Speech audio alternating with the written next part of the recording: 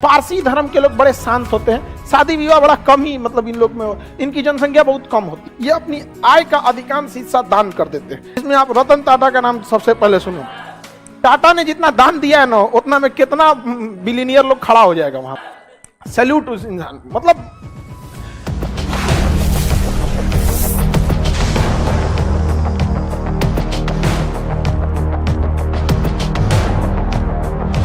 पारसी धर्म के लोग बड़े शांत होते हैं, शादी विवाह बड़ा कम ही मतलब इन लोग में, इनकी जनसंख्या बहुत कम होती है। ये अपनी आय का अधिकांश हिस्सा दान कर देते हैं। इसमें आप रतन टाटा का नाम सबसे पहले सुनो।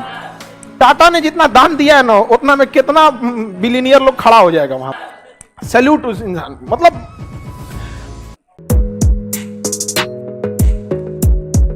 गृह मंत्रालय आज चाहे तो किसी को नागरिकता दे सकती है। समझ में आ गई नहीं? कोई झमेला नहीं है। गृह मंत्रालय गवर्नमेंट का है, लेकिन मीडिया में कुछ रहना चाहिए। समझा क्या? जैसे हम लोग के लिए भी क्या चीज है? पढ़ाई है।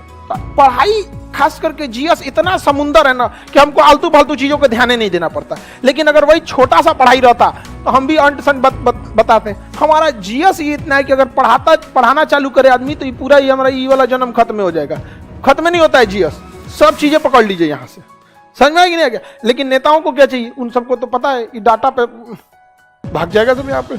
इसलिए आप इतने उम्मीद मत रखिएगा कि मीडिया में जाएंगे, किसी नेता से कहिएगा कि बताओ कितना स्कूल बना है, तो आपको मीडिया वाला बर्दाश्त करने देगा। तुरंत एंकर कहेगा अच्छा रुकते हैं एक ब्रेक के लिए, ब्रेक के बाद आपका फिर से स्वागत है, और 5 मिनट में आपका व्यवस्था कर देगा कैमरा बंद करके। समझा कि पैसा देता है सब। हम लोग से कहता है खान साहब ये बात बस बोल दीजिए जितना पैसा कहिएगा। हम कहें कि तू हमारा कौन चीज समझता है? सड़क छाप। हाँ, डिबेट में, यहाँ पे डिबेट में बैठने के लिए भी सामने को बराबरी योग्य होना चाहिए। कोनो के अगले बगले ले गई। एक मीडिया वाला था, महिला थी, अब नाम नहीं लेंगे बेचारी उसकी। वो हमसे कहती सच जीडीपी बजट आया है, जीडीपी बहस का नाम का। जीडीपी 3 टाइप का होता है, बताइए आपको तीनों पता है? हम तो एक ही जान रहे थे। Nominal GDP, PPP GDP, real GDP. आपको इकोनॉमिक्स में पढ़ा है ना? अब ये जो आप जीडीपी बहस कीजिएगा, इसमें से कौन से जीडीपी में कीजिएगा? अरे बाप रे बाप, ये सब भी होता है। तो ये तो हाल हो गया है यहाँ पे। चलिए हम लोग पहले समझते हैं एनआरसी, ठीक है? उसके बाद समझते हैं सीए। दोनों एक दूसरे का एक है, पहचान करता है एनआरसी और नागरिकता देता है सीए। सीए और एनआरसी। पहले सीए समझेंगे कि पहले एनआरसी? हाँ, देखिए हमारा देश आज से नहीं, शुरू से ही महान रहा है। शुरू से ही हमारे देश में किसी भी व्यक्ति को धर्म के हिसाब से नहीं सताया गया। और अगर आपको यह लगता है कि धर्म के हिसाब से सताया जा रहा है किसी को, यकीन मानिए आप न्यूज चैनल खोल के बैठे हुए हैं। अगर न्यूज वालों को आइसोलेशन में डालेंगे ना, तो कोरोना से भयानक ये न्यूज वाले हैं, इनको क्वारंटीन करने की जरूरत है। पूरा देश में खुशहाली है, यहां किसी भी पड़ोसी को किसी से कोई दिक्कत नहीं। अगर आपको लगता है कि देश में माहौल खराब है, इट मीन्स आप न्यूज देख रहे हैं। आप देश नहीं देख रहे हैं, न्यूज देख रहे हैं। आप देखने के बाद ना खाली वैसे लोग को वहां बैठाया जाता है जिनकी कोई योग्यता नहीं है। उन्हें ग्रुप डी का क्वेश्चन दे दीजिएगा तो नहीं सॉल्व हो पाएगा, भाग जाएगा सब वहां पे। अब ऐसे लोगों को बैठाया जाता है। तो भारत शुरू से महान रहा है। जब भी किसी देश को सताया गया है तो वहां के लोग भारत में आए हैं, स्पेशली धार्मिक कारणों से। जब सताया गया है, तो जब कभी आपके ऊपर धर्म के हिसाब से अत्याचार होता है तो इसे रिलीजियस परसिक्यूशन कहा जाता है। टेक्निकल वर्ड याद रखना है, क्या जी? Religious persecution. रिलीजियस परसिक्यूशन मतलब धार्मिक प्रताड़ना। यहां पर ईरान में पहले पारसी लोग रहते थे। कौन रहते थे? पारसी। लेकिन ईरान में जो क्या हुआ, ईरान में अरब का क्या हो गया? आक्रमण हो गया। पारसियों को वहां से भागना पड़ा। पारसी धर्म के लोग बड़े शांत होते हैं, शादी विवाह बड़ा कम ही मतलब इन लोग में, इनकी जनसंख्या बहुत कम होती है पारसियों की। ये अपनी आय का अधिकांश हिस्सा दान कर देते हैं। जिसमें आप रतन टाटा का नाम सबसे पहले सुनो। सैल्यूट उस इंसान, मतलब देश के लिए बहुत, जितना उन्होंने दान दिया ना, उसको टाटा ने जितना दान दिया है ना, उतना में कितना बिलियनियर लोग खड़ा हो जाएगा वहां पे। आज भी बहुत दान देते हैं। तो पारसी लोगों को यहां से 12वीं सदी में भागना पड़ा था, और ये भाग के आए थे गुजरात और महाराष्ट्र के पास में। तो गुजरात पास पड़ा था, तो गुजरात के राजा ने कहा था कि हमारे राज्य में तो जगह नहीं है, आप लोग का कल्चर भी अलग है, हम कैसे रखेंगे। तो पारसियों ने क्या कहा था, बड़ा अच्छा वहां पे एग्जाम्पल दिया। दूध रखा हुआ था राजा के टेबल पर, उसका कि देखिए इस गिलास में पूरा दूध भरा हुआ है और उसमें थोड़ा सा चीनी डाल दिया। कहा कि जिस तरह से इस गिलास भरे में कोई जगह नहीं था, लेकिन चीनी इसमें संभाल गया, पूरा घुल मिल गया और इसके स्वाद को भी बढ़ा दिया। हमें भारत में जगह दीजिए, हम भी इसमें घुल मिल जाएंगे, कोई तकलीफ नहीं देंगे, बल्कि भारत को और आगे बढ़ाने में सहयोग करेंगे। और वो बहुत अच्छा से उन्होंने सहयोग किया। वो बहुत कम है, उनकी परसेंटेज में भी, संख्या में भी नहीं आते, दशमलव में आते हैं लोग परसेंट में, लेकिन बहुत शांति प्रिय। तो 12वीं सदी में हमने किसे शरण दिया? जब पहला एक रिलीजियस प्रोसिक्यूशन, दूसरा 1947 में जब देश आजाद हुआ, बहुत सारे सिख और बहुत सारे हिंदू लोग पाकिस्तान से भाग के कहां आए थे? भारत में। दूसरा हम लोगों ने कब दिया? 1947। 1959 में चाइना ने तिब्बत पर आक्रमण कर दिया। कहां आक्रमण किया? बहुत सारे तिब्बत के लोग भारत में आ गए और रिफ्यूजी कैंप बनाया गया था। कहां पर? दिल्ली में जो मुखर्जी नगर का एरिया है ना, जहां कोचिंग चलता है, उसके आसपास में बहुत बड़ा एरिया में मुखर्जी, वहां पे एरिया में रिफ्यूजी कैंप बनाया गया था, जहां पे इन लोग बहुत सारे संख्या में रखे गए थे। आज भी ये तिब्बत के लोग यहाँ, पटना में एक मार्केट लगता है, लहासा मार्केट जंक्शन के पास, तो हमारे यहाँ तिब्बत के बौद्ध लोगों को रहने में कोई दिक्कत नहीं होता। तो दूसरा यहां हुआ था। उसके बाद चौथा नंबर पे रसिया ने आक्रमण कर दिया था अफगानिस्तान के ऊपर 79 में। तो बहुत सारे लोग अफगानिस्तान से कहां आ गए? भारत में। ये कब आए थे? 79 में। ये कब आए? 12वीं सदी में।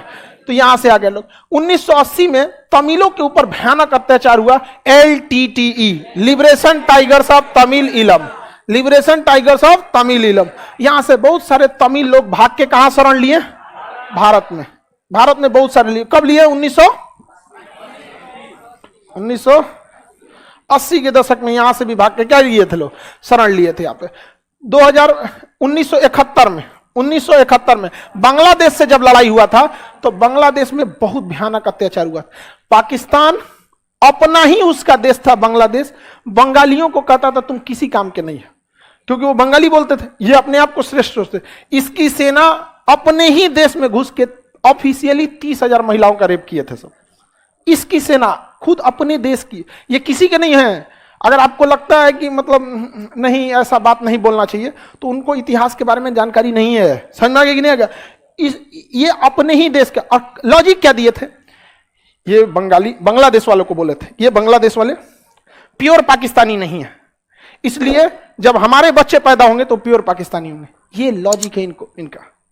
ये लोग भाग के कहां आए थे? भारत में आए थे। और इतने करोड़ों की संख्या में लोग शरण लिए थे। हमारी चौथी पंचवर्षीय योजना इनको शरण देने के चक्कर में विफल हो गई, अनाज कम पड़ गया था। लेकिन भारत किसी भी देश का नाम एक दिन में नहीं हो सकता है। कहा जाता है Rome was not built in one day. 12वीं सदी से लेकर आज तक भारत दूसरों को शरण देते आया है यहाँ पर। तो 1971 में बांग्लादेश के लोग आए, समझ आ गया कि नहीं? 2015 में म्यांमार से मारा गया किसको? रोहिंग्या को। तो रोहिंग्या 2015 में कहां शरण लिए? हाँ, भारत। यहां से ये मामला तेज पकड़ लिया रोहिंग्यों से। समझ आ गया कि नहीं? आगे बढ़े। लेकिन इसमें हमारी भी गलती है। जब रोहिंग्यों को सेटल नहीं करना था, तो सेना को पीछे क्यों हटने को आदेश दिया गया? सेना अगर आप घुस जाएंगे चाइना में, आप म्यांमार में घुस के देखिए तो उसकी सेना को सख्त आदेश मार देना। लेकिन म्यांमार से कैसे घुस गए सब रोहिंग्या इतना ज्यादा? सेना पीछे हटी थी। आदेश देखिए, जैसा आदेश रहेगा वैसे ही सेना करे। सेना को बोलिए ना तू म्यांमार खाली करा के चला है, नहीं समझे? क्योंकि मीडिया को एक मसाला मिल गया। मीडिया से पूछिए ना, अच्छा ठीक है रोहिंग्या समस्या है, ठीक है ये सब चीज है, उसको सॉल्व करेंगे। आने कौन दिया? मिलते हैं ब्रेक के बाद। आप बीमारी को आने क्यों दिए? आप लाखों की संख्या में घुसा दिए यहां पर। अब म्यांमार मानेगा ही नहीं, क्योंकि वो डॉक्यूमेंट लेके तो आए नहीं है, पासपोर्ट लेके आए नहीं है। तो आपको पहले ना सोचना चाहिए यहां पर देश की समस्या इतना। तो मीडिया वाला ब्रेक के बाद कहेगा इसको कब तबीयत खराब हो गया, चल गया इसका, चाहे इसका माइक कम करो, इसको चिल्लाने दो, इसको पोले खोल देगा हम लोग कहते यहाँ पर। समझ में आएगी नहीं? इतने लोग भारत में क्या हो गए? आ गए। अब दिक्कत हो गया कि इन लोग को नागरिकता कैसे दिया जाए। इन लोग के पास एक ही ऑप्शन था, सबसे जल्दी नागरिकता लेना है तो पंजीकरण। किसके द्वारा? पंजीकरण द्वारा। किसके द्वारा? पंजी। तो भारत सरकार ने एक घोषणा किया कि जो भी लोग स्पेशली भारत में आए थे अफगानिस्तान, पाकिस्तान और बांग्लादेश, यहीं पे कहां से? अफगानिस्तान, पाकिस्तान और बांग्लादेश। तो सरकार ने एक नियम बनाया कि जो भी लोग यहां, जो भी अल्पसंख्यक धार्मिक प्रताड़ना के शिकार हो रहे हैं, समझिएगा, टेक्निकल वर्ड सोचिएगा, माइनॉरिटी जो भी रिलीजियस परसिक्यूशन को फेस कर रहे हैं वो भारत में आ सकते हैं, लेकिन शर्त यह है कि 2014 से पहले आए जाना चाहिए, तब हम उन्हें 2020 में नागरिकता दे देंगे। ये देखिए ना, ये तो ऑलरेडी पंजीकरण के शर्त को पालन नहीं कर लिया, नहीं पालन कर लिया।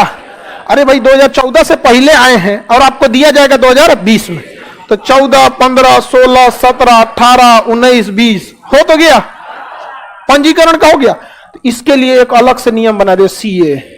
क्या ये अलग नियम है? सेम पंजीकरण है। सेम क्या है? पंजीकरण। आपको पहले से पता है, ये तो हमारा रजिस्ट्रेशन में पहले भी कितना साल है? 7 साल। तो सीए के थ्रू क्या आपको अभी ये नागरिकता मिल जाएगी? अभी अफगानिस्तान से कौन आया कि सीए देखिए हमको सताया गया, दे दीजिए, दे दिए। कब से आना चाहिए? 2014 से पहले। दिया कब जाएगा? 20। समझ में आएगी नहीं आ गया? जबकि पंजीकरण का कानून 1955 में ही बन चुका था, जिसमें कम से कम कितने साल बना? तो ये लोग तो 7 साल का नियम पालन नहीं कर लिए थे। अब मीडिया में बवाल क्यों हुआ? ये मीडिया में बवाल नहीं हुआ, बवाल कराया गया था। समझिए कैसे। सुप्रीम कोर्ट में या जब नियम बना तो हम लोग कानून के ऊपर नहीं है, हम लोग संविधान के नीचे। संविधान कहता है कि देश का कोई कानून किसी धर्म को ध्यान में रख के नहीं बनाया जा सकता। तो इस कानून में कोई धर्म को ध्यान में नहीं रखा गया था। कहा गया था कि 3 हमारे पड़ोसी देश जहां से सबसे ज्यादा माइग्रेशन होता है, अगर वो लोग माइनॉरिटी में हैं, किसमें है? माइनॉरिटी में है, और उनके ऊपर धार्मिक प्रताड़ना होती है तो भारत में आ सकते हैं। अब देखो ध्यान से इसको कैसे मैनिपुलेट होता है। अफगानिस्तान में मुसलमान को छोड़ के सब अल्पसंख्यक है, पाकिस्तान में मुसलमान को छोड़ के सब अल्पसंख्यक है, अफगानिस्तान में मुसलमान को छोड़ के सब अल्प। तो सरकार नियम में लिखती है, ध्यान से समझिएगा, सरकार नियम में लिखती है कि पड़ोसी देश के अल्पसंख्यक जो धार्मिक प्रताड़ना के शिकार हैं वो भारत आ सकते हैं, उन्हें सीए के तहत नागरिकता दी जा सकती है।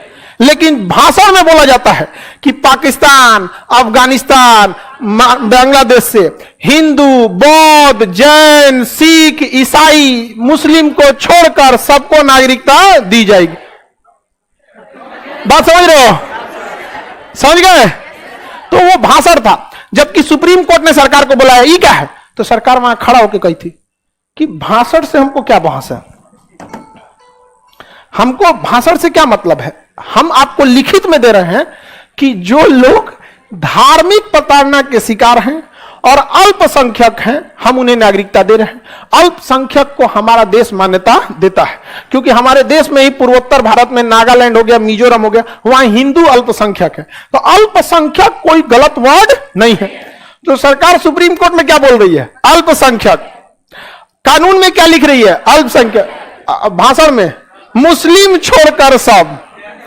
समझ में? और यह बात अभी तक उन लोग को नहीं समझ में आ रहा था कि सरकार को नागरिकता किसी को देना चुटकी का खेल होता है, गृह मंत्रालय का चुटकी का खेल।